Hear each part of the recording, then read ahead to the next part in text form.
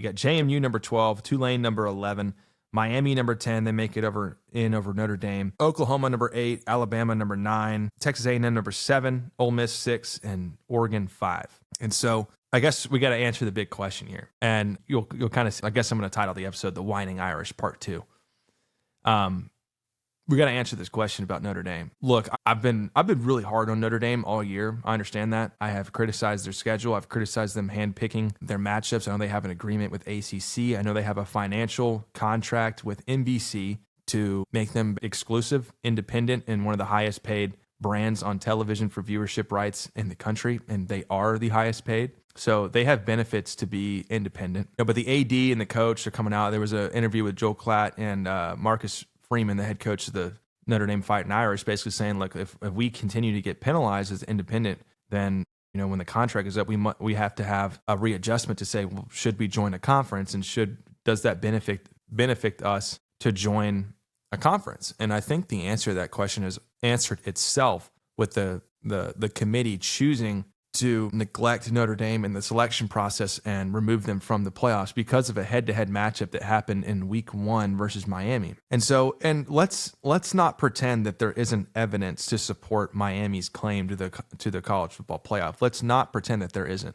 because their margins of victory versus similar opponents were far greater, or 3 of the 4 of them were greater. Notre Dame was evidently trying to run up the score against Stanford and other teams just to because I think they're smart enough to know that, all right, well, the rest of our teams that we're matched up with, other than Pittsburgh and USC, are all sub 500 programs in the ACC. So we need to find ways to convince the committee that our margin of victory is so evidently strong that, yeah, we lost those 2 ranked games at the beginning of the year to Miami and Miami and Texas A&M by combined 4 points. But since then, we have been blowing every Power 5 school out of the water. And granted, these Power 5 schools are, Stanford and Navy, like 2 G5 schools were in there. Boston College, they had a poor performance versus Boston College. Syracuse, Pittsburgh, Narduzzi, the head coach of the Pittsburgh Panthers, was basically like, we don't really give a shit if we win this game or not. So that was another storytelling take saying, or foreshadowing take saying, hey, these guys need to join a conference because what importance does this game have to me if I can just go be a Duke, for instance, and get in the conference championship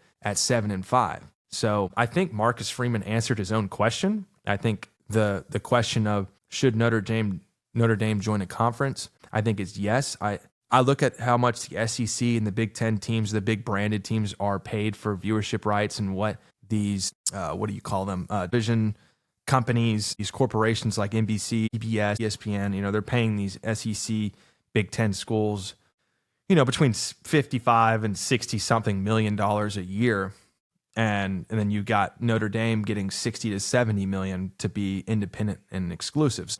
But what benefit is that giving Notre Dame other than, okay, there's people watching them? Because there were a couple of games that were just on like Peacock and no one's really watching Notre Dame and Navy. They just see the final score. And, the committee's looking at that going, okay, who were they battle tested with? Okay, USC and Pittsburgh were their 2 best wins. How do we want to evaluate Pittsburgh? Because Miami kicked the crap out of Pittsburgh as well, and they won that head-to-head. So, with all things being said, Miami outright won the matchup between Notre Dame and Miami to be selected into the college football playoffs.